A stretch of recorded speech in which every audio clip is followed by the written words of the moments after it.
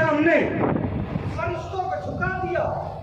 भाई उन झुकने वालों में जिब्राइल भी है, मीकाईल भी है। तवज्जो कीजिएगा, पहली ही मंजिल पर पहले ही उस्ताद के सामने अल्लाह ने जिब्राइल को झुका दिया।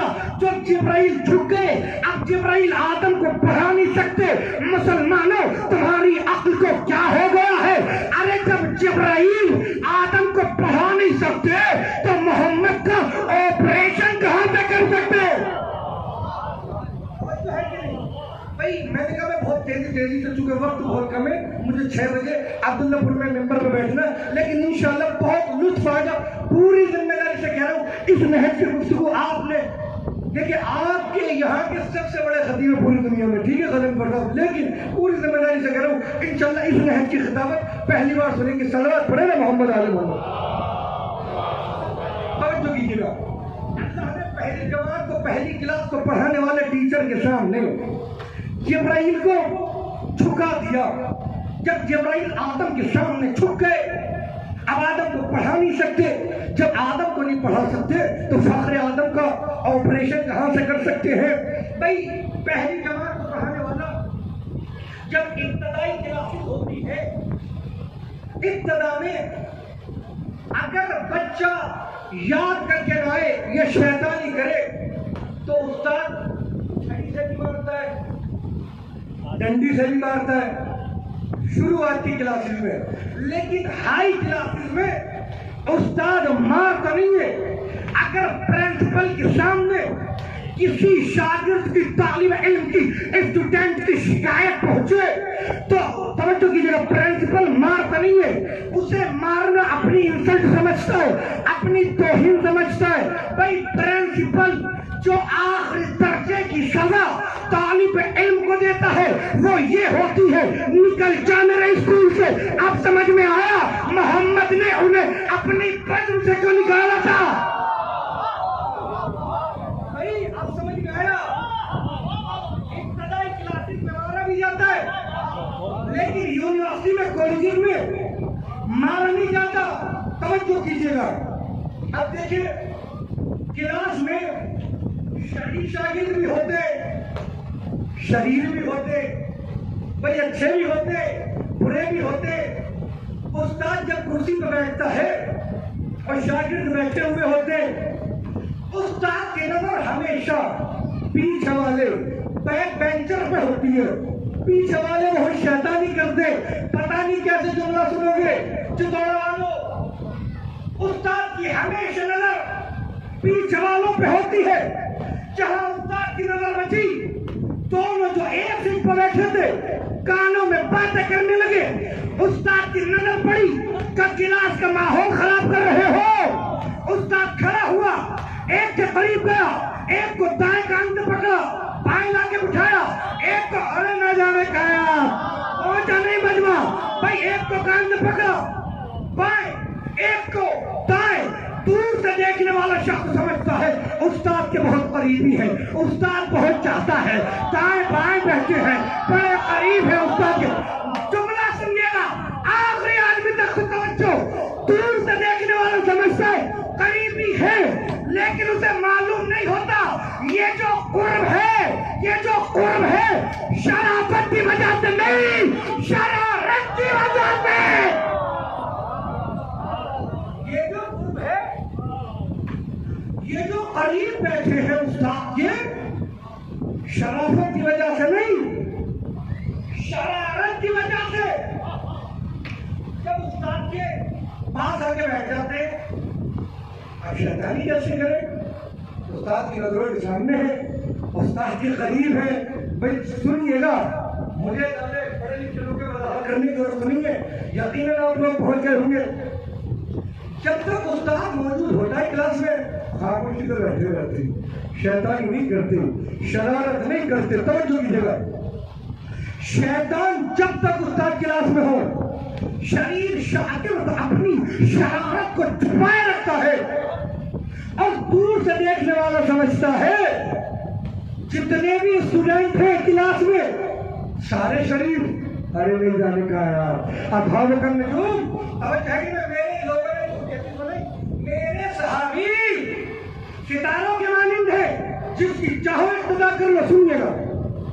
और तब लोग समझते हैं दूर से देखने वाले क्लास में जितने बैठे हैं सब बहुत शरीफ है, शरारती अपनी शरारत को छुपाए रखता है।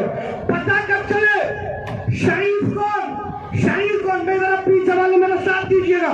पता कब चले शरीफ कौन अच्छा कौन बुरा कौन, तो पता कब चलेगा जब उस्ताद कुर्सी से उठ के बाहर जाएगा। कोई तो इतना शरीर होता है, उस्ताद बाहर निकला उछल के उस्ताद की कुर्सी पर बैठ गया। अरे नहीं पहुंचे खुदा की कसम, इतना भाई हमारे सामने हुआ कि नहीं हुआ जब उठते थे, इधर उस्ताद खिलाफ से निकला, इधर कोई शैतान उठा उस्ताद की कुर्सी पर आके बैठ गया।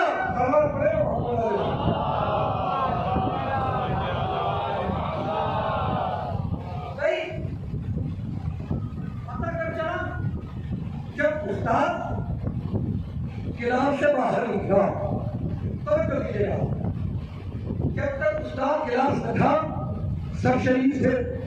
थोड़ा आगे तशरीफ ले आए, यहाँ काफिला देगा, थोड़ा आगे आते लोग काफिला तो माशाल्लाह आप चुके बहुत सलामत रखे, थोड़ा आगे इसलिए बहुत ज्यादा जगह यहाँ पे भाई आगे थोड़े जब करीब होकर बैठेंगे ना इंशाल्लाह तुम लोग इस्तेमाल कीजिएगा, आगे आ जाए इंशाल्लाह। बिल्कुल भी कभी गुफ्तगू नहीं करूंगा, आप लोगों का वक्त ज़ाया नहीं करूंगा इंशाल्लाह। करीब आए थोड़े देर चलो थोड़े बहुत मजा आने वाला।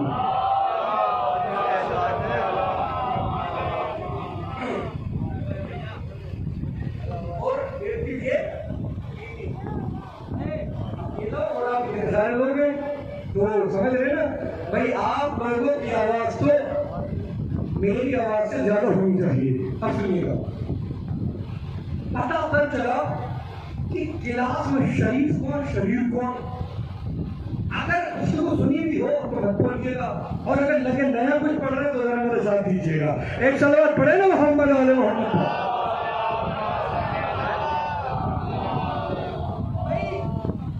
शरारती अपनी शरारत को छुपाए रखता है। इधर उस्ताद क्लास से मिला, इधर शरारत करना शुरू की। कोई कुर्सी पर बैठा, किसी ने उस्ताद का रजिस्टर लिया, पेन लिया, लिखना शुरू कर दिया। तवज्जो कीजिएगा, किसी ने उस्ताद की डंडी ली, बच्चों को मारना शुरू कर दिया। भाई तवज्जो, अब कभी कभी ऐसा होता है उस्ताद एक क्लास से दूसरी क्लास में गया, कोई शरारती उठा, और अक्सर हुआ भी होगा क्लास में साथ ऐसा, स्कूल में सबने देखा होगा। कोई जो बहुत ज्यादा शैतान था वो गया घंटी के पास, उसने जाके घंटी बजाई, शागिर्दों ने भागना शुरू किया, तस्दीक की नहीं, वक्त को देखा नहीं, भागना शुरू किया। उस्ताद इधर क्लास से निकला, आवाज देता है रुक जाओ, भाग रहे तवज्जो। अगले दिन उस्ताद ने पूछा, मैं पुकारता रहा तुम भागते रहे, मैं पुकारता रहा तुम भागते रहे। एक मर्तबा शागिर्द ने कहा, उस्ताद शोर इतना था, इतनी तेज भागे आवाज नहीं।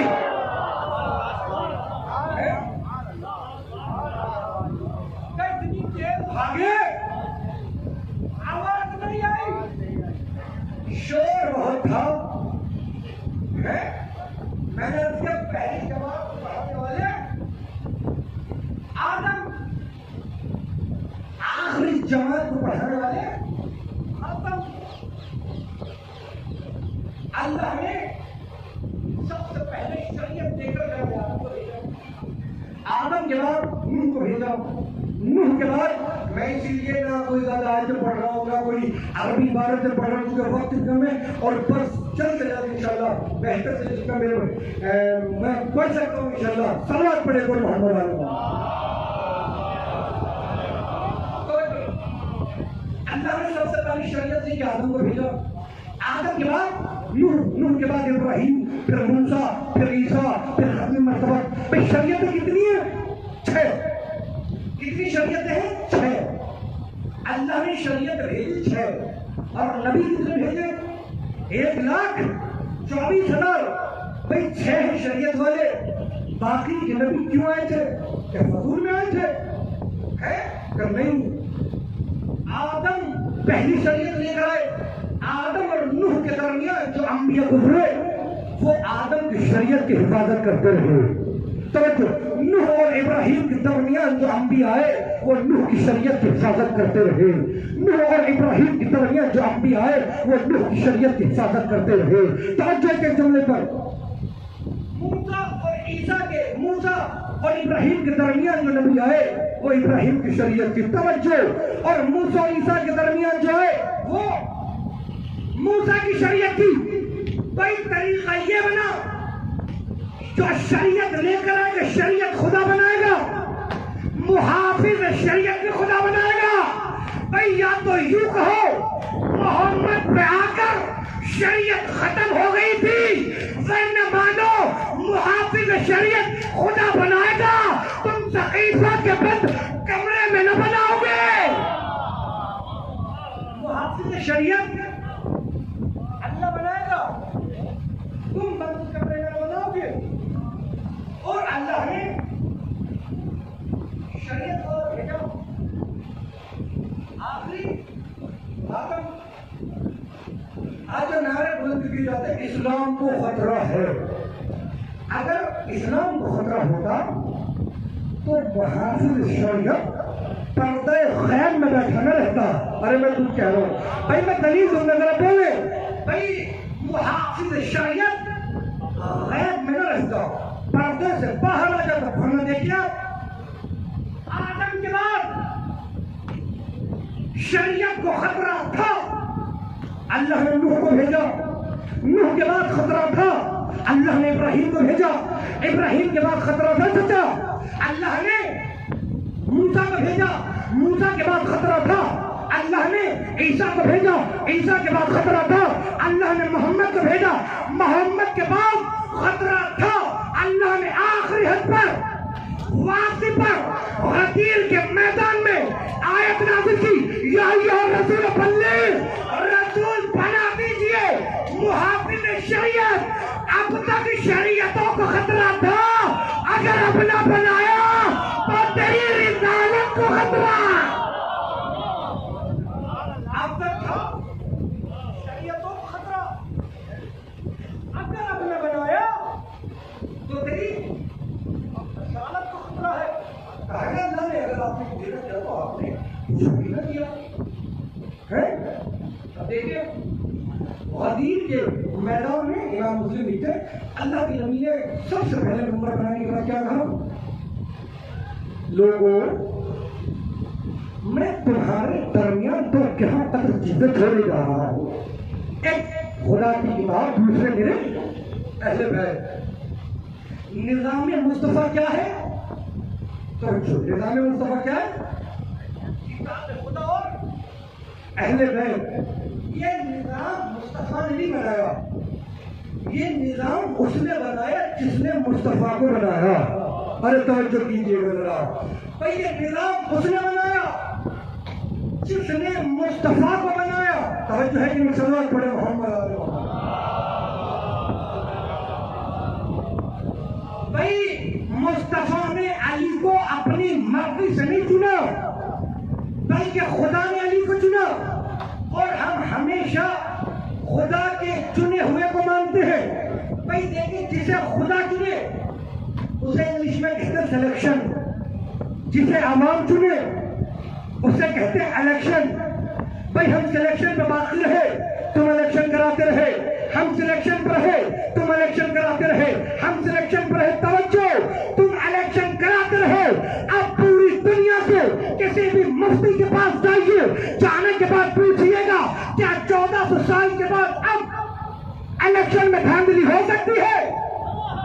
अरे न जाने कहा यार, क्या इलेक्शन में धांधली हो सकती है? हर मुफ्ती यही फतवा देगा। हाँ, अगर के कैमरे का जमाना सही, 5G का जमाना सही, इलेक्शन में धांधली हो सकती है तो मानो। अगर 1400 साल के बाद धांधली हो सकती है तो 1400 साल पहले जो सकीफा के बंद कमरे में इलेक्शन हुआ उसमें भी धांधली हुई थी। समझो बहुत आसान मुझको कर रहा था। हर शख्स पढ़ाई करो, कम पढ़ाई करो, फिर पढ़ाई करो, सब समझ जाएंगे। एक सलवात और पढ़े मोहम्मद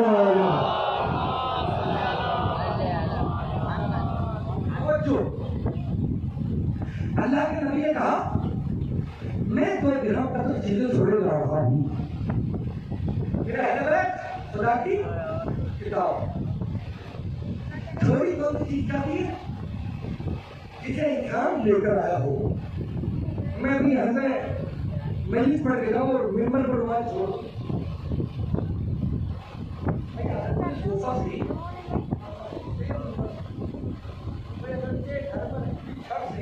लेकिन जब अब्बास का आलम बन जाए तो है कि तो थोड़ी वो चीज जाती है जो हम लेकर आए थे। मोहम्मद कह रहे मैं तुम्हारे दरमियान दो चीजें छोड़े जा रहा हूँ। तो जहां से मोहम्मद आए थे वहीं से कुरान भी आया था, वहीं से अहले बैत भी आए थे। तवज्जो कीजिएगा एक एक जुमले पर एक सवाल और पड़े भाई जाने वाला दो तरीके की चीजें छोड़ के जाता है। एक जानदार, एक गैर जानदार। और तरीका ये है मसलन जाने वाला पाने वाला अपनी औलाद, अपना बेटा बेटी और अपनी बीवी को छोड़ दे जाएगा। गैर जानदार जमीन का टुकड़ा घर छोड़ दे जाएगा। और कानून ये है, पता नहीं आप लोग कैसे सुनेंगे, कि जानदार गैर जानदार के वारिस होते हैं। अल्लाह के नबी ने कहा दो चीजें छोड़ के जा रहा हूं, एक अहले बैत, एक कुरान। अहले बैत के जानदार जरा बोलिए, अहले बैत है जानदार, कुरान है गैर जानदार। तो अहले बैत हुए वारिस कुरान। भाई इस्लाम का मसला ये है तुम किसी के घर में उसकी बगैर इजाजत के नमाज नहीं पढ़ सकते। अगर तुमने इजाजत नहीं ली तो तुम्हारी नमाज होगी नहीं। अब कुरान पढ़ते जाओ, रखते जाओ। अगर महशर के दिन वारिस कुरान ने पूछा क्या इजाजत ली थी, अभी भी नहीं पहुंचे कि दौड़ा वालों आप पहुंचोगे। अल्लाह के नबी ने कहा कुरान ऐसे कारियों पर लानत करता है जिनके दिल में बुग़्ज़ अलिया।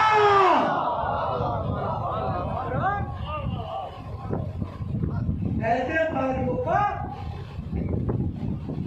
लानत करता है जिनके दिल में बुग़्ज़ अली हो। भाई चार और चौथी क्या है? कुरान। कुरान के आने के बाद तीनों किताबें मंसूख हो गई। अरे कुछ कहना में जरा समझिए। कुरान के आने के बाद तीनों किताबों पे अमल नहीं किया जाएगा। अब तीनों को माना जाएगा तब जो मानने से बड़ा कुरान की जो आयत होगी अगर वो उसके खिलाफ होता है जो कीजिएगा। किस तरह कुरान के आने के बाद ये तीनों किताबें मंसूख, वैसे खिलाफत अली के बाद तीनों खिलाफत मंसूख। तवज्जो है कि नहीं? अब बस एक सवाल और पढ़े मोहम्मद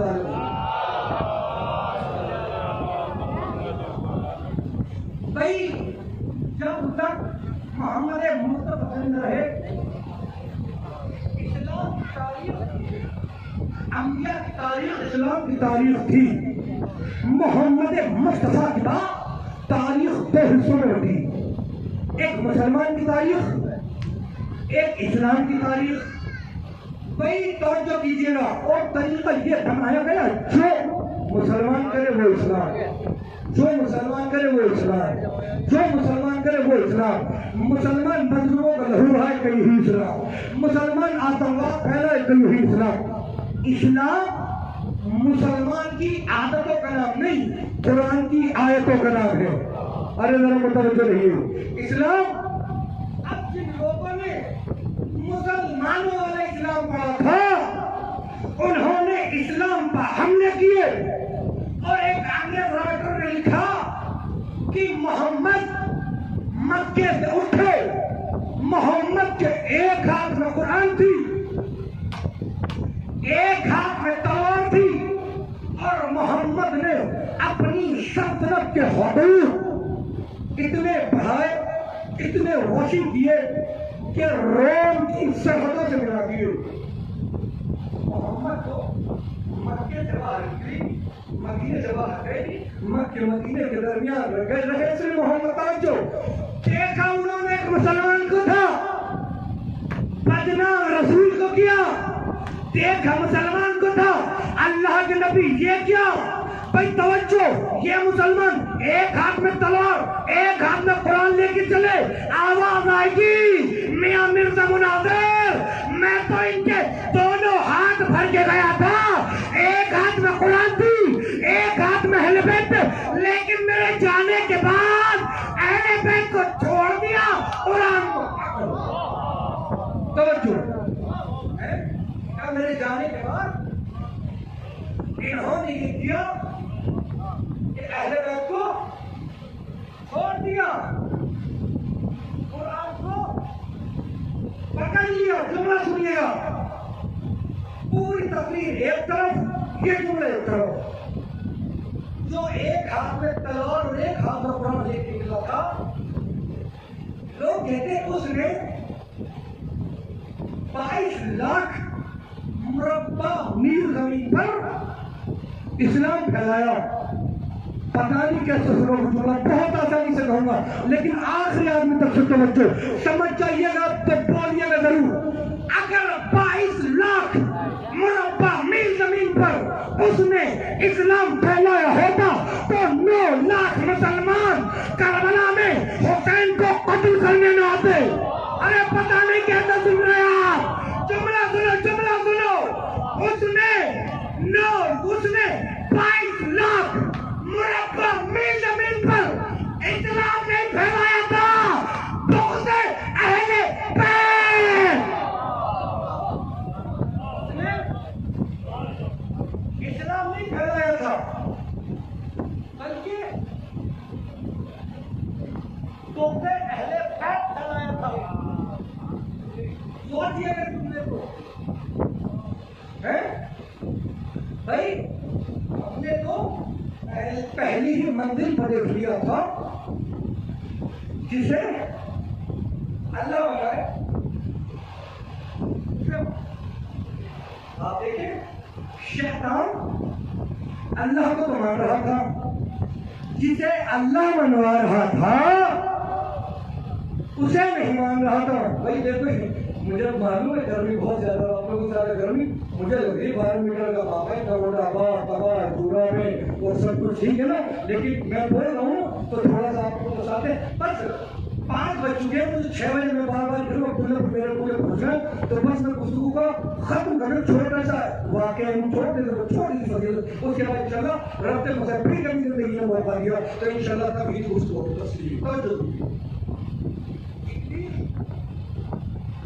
अल्लाह को तो मानता था, अल्लाह जिसको मनवा रहा था उसे नहीं मानता था। यही लोगों ने किया, मोहम्मद को तो माना, अरे न जाने कहा, मोहम्मद को तो माना, जिसे मोहम्मद मनवा रहा था उसे नहीं माना। अब मुसलमानों की अपनी मर्जी, फरिश्तों वाली शरीयत ने या इब्लीस वाली, अरे न जाने कहा यार, फरिश्तों वाली तौहीद ने या शैतान वाली। भाई शैतान अल्लाह को मानता था कि तुझे मानूंगा, जिसे तू मनवाएगा उसे नहीं मानूंगा। ये था नारी, आग का बना हुआ, नूरियों का इनकार कर रहा था, अरे न जाने कहा यार, था नारी, नूरियों का इनकार कर रहा था। तवज्जो कीजिएगा, इनकार क्यों किया? आदम के सुल्ह में नूर था, हुजूर का, खुद हुजूर ने कहा अल्लाह ने सबसे पहले मेरे नूर को खल्क किया। एक नूर था, 2 हिस्सों में तकसीम हुआ, अल्लाह ने कहा नूर से 2 हिस्सों में हो जाओ। आधे से कहा तुम अली बन जाओ, आधे से कहा तुम मोहम्मद बन जाओ। भाई देखे, अगर यहाँ रात का वक्त हो, लाइट बंद कर दी जाए, अली भाई से कहा जाए 1 गिलास पानी लेकर आइए, ये कहेंगे मौलाना पानी मंगाने के लिए लाइट बंद करने की क्या जरूरत? तो भैया नूर आपकी आंखों में भी तो है।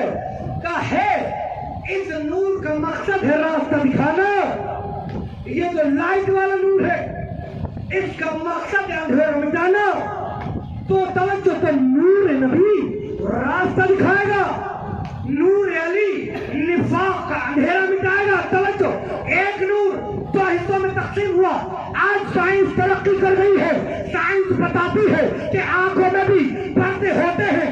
एक आंख में 7 पर्दे, एक नूर दो हिस्सों में तकसीम हुआ। आधा दाहिनी आंख में, आधा बाहिनी आंख में। एक तवज्जो, एक आंख में कितने पर्दे होते हैं? 7 दाहिनी में, 7 बाहिनी वाले न जाने कहा है क्या? 7 और 7 कितने होते हैं? 14। मुसलमानों, जब तुम्हें दुनिया बगैर 14 के नजर नहीं आती तो जन्नत बगैर 14 के।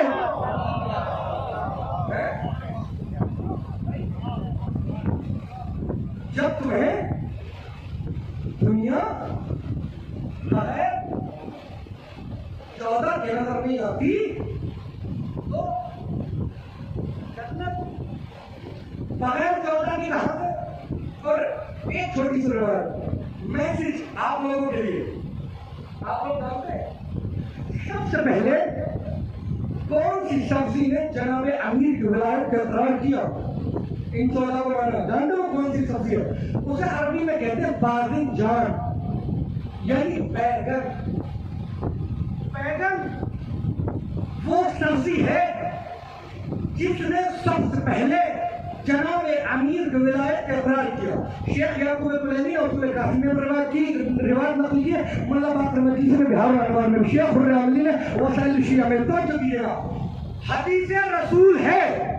बैगन को मतलब सुनिए आखिरी जुमला, ये वो सब्जी है अगर तुम इस सब्जी को किसी भी मर्द में शिफा समझ के खाओगे तो ये फायदा देगी। किसी भी मर्द में, कोई भी मर्द हो तुम्हें दुनिया का, ये फायदा देगी। कौन? बैगन। किसी भी मर्द में खाओ। जिस तरह से अली की विलायत हलाली को फायदा, गैर हलाली को नुकसान देती है, यही तासीर अल्लाह ने। मैं अपने पेट लिख रहा हूं बाज़िंजान और रब्ज़ बिला जिनके गूगल पर डाल दीजिएगा, पूरी रिवायत सारे हवाले निकल आ जाएंगे, जाके चेक कर लीजिएगा। इसी तरीके से समझ है कि अगर बैगन तो तुम कोई नहीं ये समझ के खाओ ये तुम्हें फायदा देगा, रसूल कहते हैं फायदा देगा, ये समझ के खाओ नुकसान देगा, तो ये नुकसान देगा। इसलिए कि और हम हमेशा अच्छों कमाने वाले, हमने कभी भी बुरों को नहीं माना, बुरों को नहीं माना। अगर बुरा रसूल का चचा भी हो तो हम नहीं मानते, अच्छा यजीद का बेटा भी हो तो हम उसका एहतराम करते हैं। आप देख लीजिए आखिरी मैसेज सिर्फ यजीद का बेटा माविया सानी, जब उसे जबरदस्ती उसकी मां ने और मरवान ने उसके उसके टीचर का कमाल था जो वो अच्छा इंसान है। तो जब उसे उसके बाप के वक्त से जहन्नम होने के बाद उसे बिठाया गया मिंबर पे, तो उसने कहा कि लोगों में इस मिंबर पे तख्त पे नहीं बैठूंगा, ये तख्त खोने हुसैन में जुड़ा हुआ है, मैं नहीं बैठूंगा। एक बार तो उसने कहा लोगों मेरे बाप ने जो किया वो मर गया और जहन्नम हुआ, जो मेरे दादा ने किया खून नाहक बहाया, अल्लाह का खून बहाया, अल्लाह की आग का खून बहाया, वो भी वाकई जहन्नम हो गया। लोगों में इस तख्त पे नहीं बैठूंगा। बस आखिरी जुमला, उसकी माँ मिंबर की साइड में खड़ी हुई है। आराम में जब नमाज होती है जुमे के दिन होता है, कपड़े इस तरीके से लगा होता है, इधर मत इधर खड़ा की। आखिरी जुमला सिर्फ एक मरतबा जब उसने कहा ना मैं तख्त पर नहीं बैठूंगा, उसकी माँ साइड में खड़ी हुई थी। उसकी माँ ने कहा माँ यसानी, काश कि तू मेरे यहाँ पैदा न हुआ होता, काश कि तू मेरा बेटा न होता, काश कि तू मेरे जिस्म का आखिरी आदमी तक से पहुंचो। उसकी माँ ने कहा माँ यसानी, काश कि तू मेरे जिस्म का नजिस खून होता मेरे जिस्म से खारिज हो गया होता, मेरे यहाँ पैदा न हुआ होता। माविया सानी के जुमले सुने, उसने कहा अम्मा काश ऐसा ही होता, मैं तेरे जिस्म का नजिस खून होता। इसलिए कि माविया अबू सुफियान यजीद से निस्बत होना नजिस खून होना, यजीद से निस्बत होना नजिस खून होना बेहतर है। कि अम्मा फख्र होता कि मैं दुश्मनाने अहले बैत का बेटा हूं। सिर्फ और सिर्फ हसद की वजह थी जो लोगों ने अहले बैत से हसद की। इधर बंद हुई, इधर बिन्त रसूल के दरवाजे बाहर लगी, उधर अमीरुल मोमिनीन को मस्जिद कोफा में कत्ल कर दिया, इमामी हसन को ज़हरे ज़िलाहिल से शहीद कर दिया। वो वक्त भी आया जब हुसैन को अपनी नाना का मदीना छोड़ना पड़ा। अगर और रिवायत कहती जनाब ज़ैनब से कहते बहन ज़ैनब अब हमें नाना का मदीना छोड़ना पड़ेगा। एक मतलब जनाब ज़ैनब तड़पे का भैया मैं आपको तन्हा न जाने दूंगी, भैया मैं आपके साथ जाऊंगी। अगर रिवायत की फिक्र एक मरतबा मेरे गरीब बाप ने कहा बहन ज़ैनब पहले अपने शोहर अब्दुल्ला से इजाजत ले लो। कहते अब तो जनाब ज़ैनब घर गई है ना, जाने के बाद अब्दुल्ला जानते हो ना मेरा माँ जाया जा रहा है। अब्दुल्ला तुम साहिब इख्तियार हो, तुम मेरे वली हो, तुम मुझे रोक सकते हो, लेकिन इतना जान लो अब्दुल्ला ज़ैनब हुसैन के फिराक में मर जाएगी, यहाँ भी ज़ैनब जिंदा न रह सकेगी। अगर एक मर्तबा जनाब अब्दुल्ला ने कहा शहजादी इजाजत है, मैं कौन होता हूँ कि मैं आपको रोकूं। कहते जब जनाब ज़ैनब चली है ना, जनाब अब्दुल्ला अपने हुजरे में गए, दो छोटे छोटे बच्चों को लेकर आए। एक मर्तबा कहा शहजादी मैं तो करबला में न होऊंगा, लेकिन मेरी तरफ से मेरे दोनों बेटे आका हुसैन को कुर्बान कर देना। अज़ादार रिवायत कहती है अरे करबला में शब-ए आशूर जनाब ज़ैनब अपने खेमे में दोनों बच्चों के तंगियां कर रही है। एक मर्तबा कर मेरे लाडले अरे मुझे मामू के सामने शर्मिंदा न करना, मेरे लाडले ऐसा न हो अरे तुमसे पहले हुसैन के बच्चे शहीद हो जाए।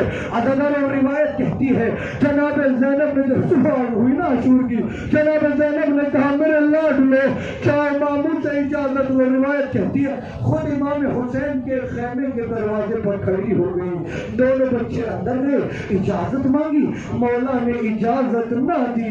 रिवायत दोनों बच्चे सर लटका के सर झुका के बाहर निकले। जनाब ज़ैनब ने पूछा बेटा क्या हुआ? कि अम्मा मानो इजाजत नहीं देते।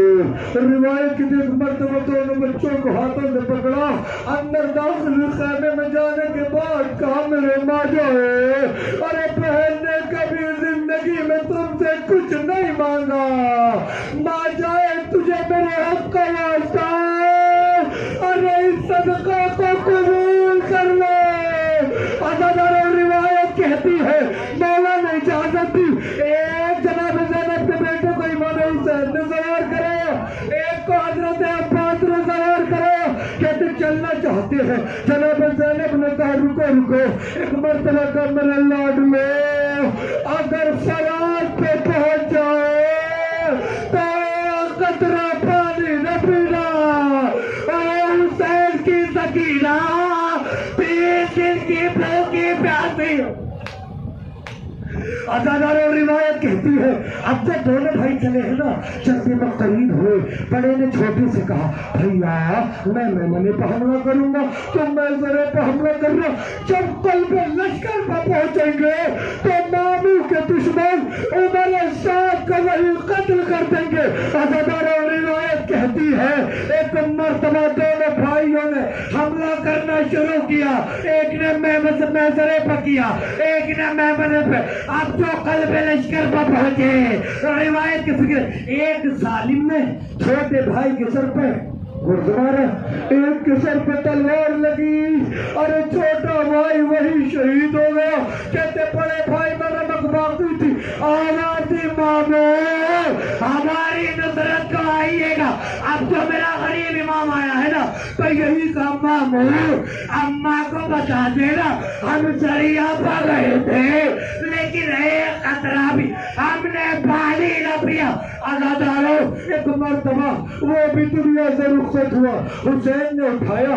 रिवायत कहती है जब भी कोई शहीद खेमे में जाता था, सबसे पहले हुसैन की बेटी ज़ैनब इस्तकबाल को आगे बढ़ती थी। अरे जमाना मोहब्बत के लाशें आए, ज़ैनब आगे नहीं बढ़ी।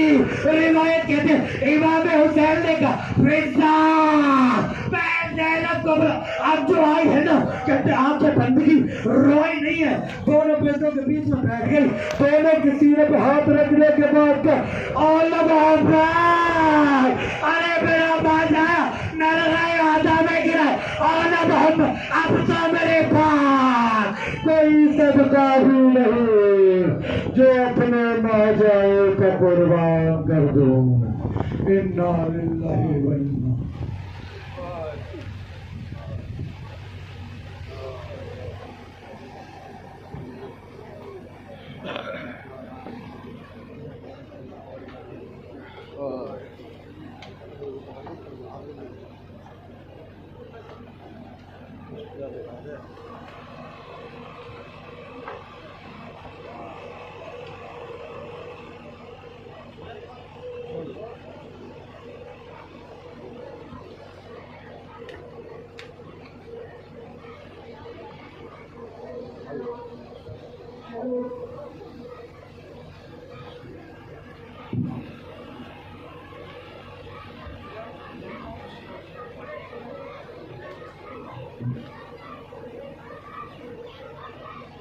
Not a